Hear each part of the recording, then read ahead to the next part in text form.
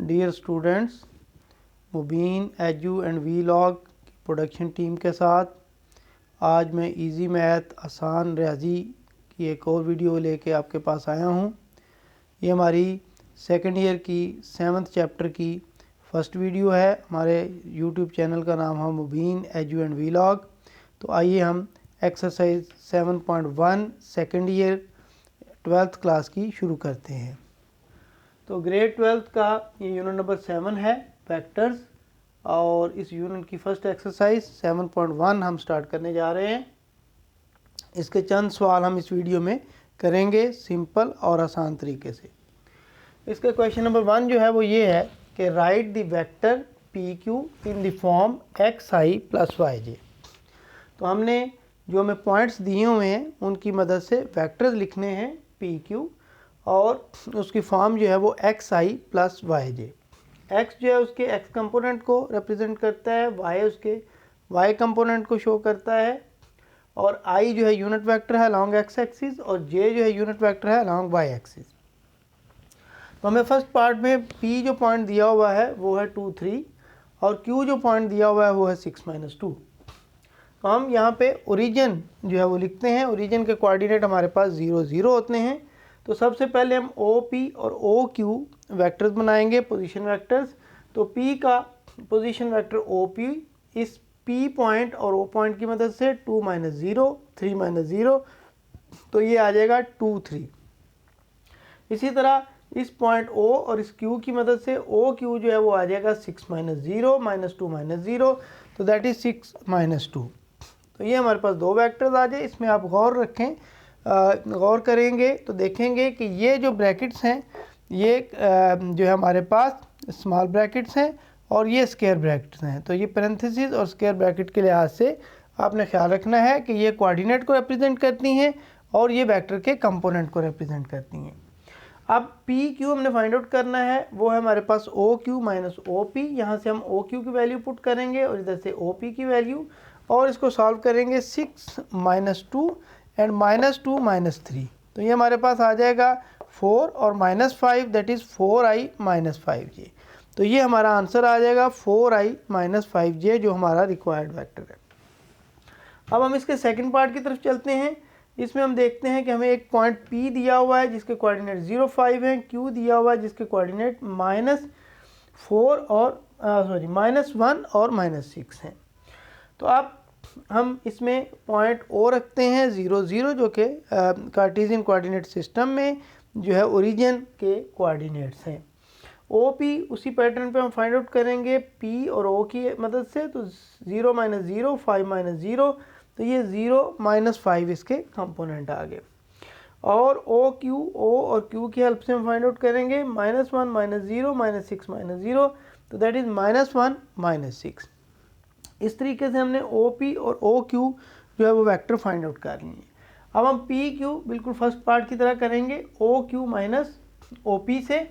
OQ हम find out कर चुके हैं -1 -6, OP फाइंड आउट कर चुके हैं 0 5, तो दैट इज़ -1 -0 एंड हेयर -6 -5। तो इस तरह से ये सॉल्व होकर -1 आ जाएगा, ये -11 आ जाएगा, तो ये -i -11j आ जाएगा हमारे पास जो है वेक्टर, रिक्वायर्ड वेक्टर। यहाँ पे हम वेक्टर का साइन यूनिट वेक्टर के लिए जो वेक्टर का साइन है वो लगाएंगे।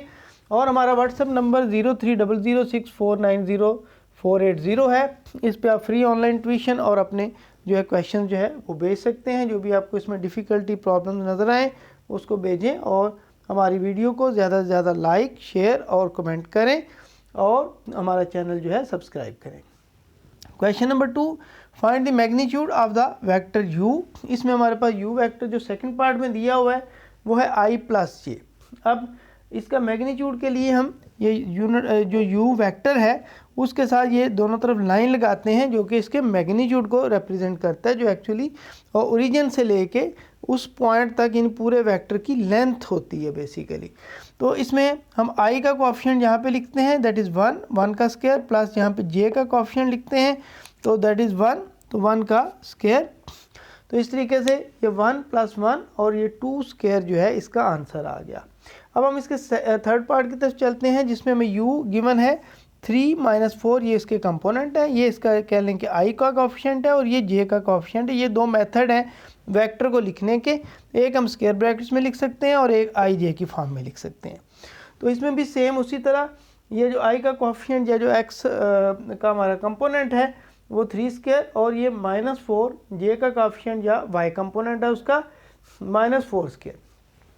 तो ये हमारे पास 9 आता है, ये 16 आता है, तो ऐड करेंगे तो 25 का स्क्वायर रूट 5 आ गया। इस तरीके से हमारे पास ये सेकंड क्वेश्चन के दो पार्ट्स मुकम्मल हो गए। अब हम मूव करते हैं क्वेश्चन नंबर 4 की तरफ।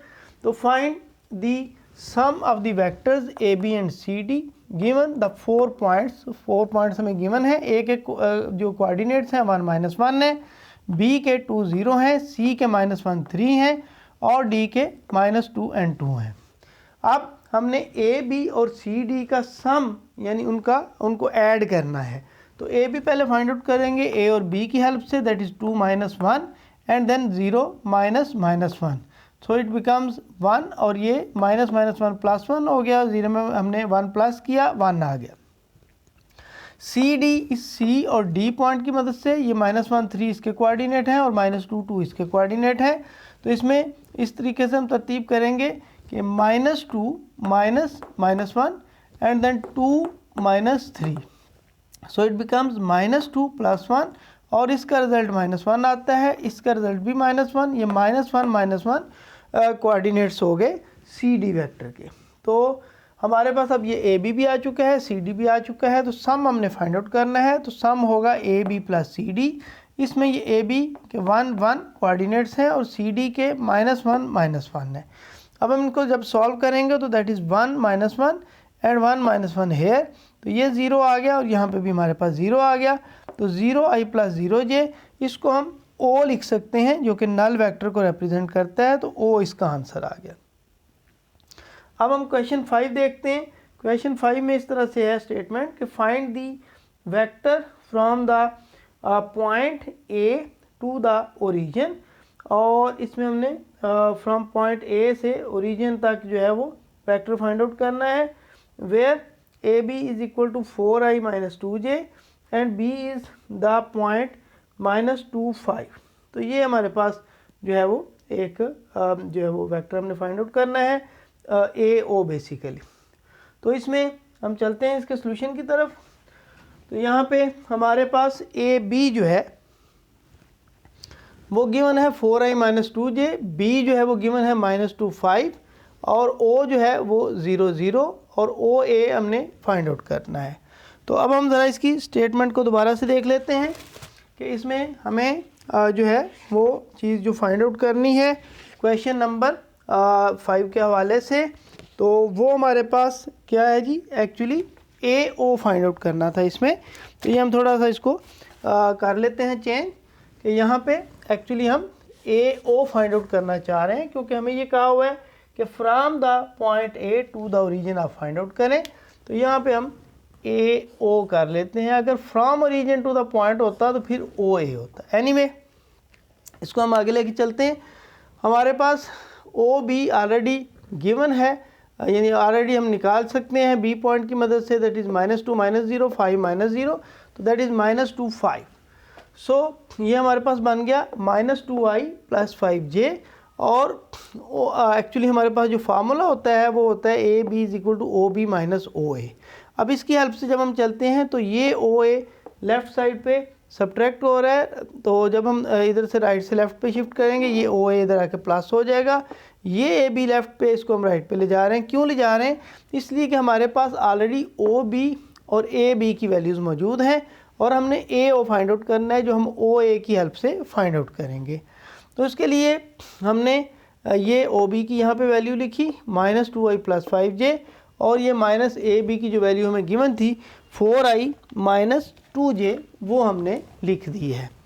तो फाइनली अब हमने इसमें से ओ ए फाइंड आउट करना है। तो इसको हम फर्दर जो है वो सॉल्व करेंगे, और सॉल्व करते हुए हम इसमें से वैल्यू जो है वो इसकी फाइंड आउट करेंगे कि ये हमारे पास ओ बी माइनस ये ए बी की वैल्यू, इसको हमने ब्रैकेट को ओपन किया -2i + 5j -4i - -+ 2j, और यहाँ पे -2i - 4i आ गया, ए वाली टर्म्स हमने इकट्ठी कर दी और उसके बाद जे वाली टर्म्स इकट्ठी कर दी, तो ये -6i + 7j। तो इसमें हम थोड़ा सा इसको एक्सटेंड करते हैं एक स्टेप कि ये हमारे पास हमने ए ओ फाइंड आउट करना था, जो एक्चुअली क्या होता है ओ ए का नेगेटिव होता है। तो इसमें हम अगर इसकी ओ ए की वैल्यू जो भी हमने फाइंड आउट की है उसको पुट करते हैं, तो हमारे पास ये 6i - 7j एक्चुअली ये वाला जो है हमारे पास फाइनली आंसर है। तो इस तरीके से ये आज का हमारा एक शॉर्ट सा लेक्चर कंप्लीट हुआ जो कि 7.1 एक्सरसाइज के हवाले से था। तो नेक्स्ट लेक्चर में हम इसको कंप्लीट करेंगे 7.1 को। तो उस वक्त तक आप इसको रिपीट करें, रिवाइज करें, इसको शेयर करें, सब्सक्राइब करें चैनल को, कमेंट करें और उसके साथ इसको लाइक करें। तो जितने ज़्यादा आपके लाइक्स होंगे उस लिहाज से हम उतनी जल्दी आपको नेक्स्ट लेक्चर जो है वो मिल जाएगा। तो इसके साथ ही ये लेक्चर कंप्लीट होता है।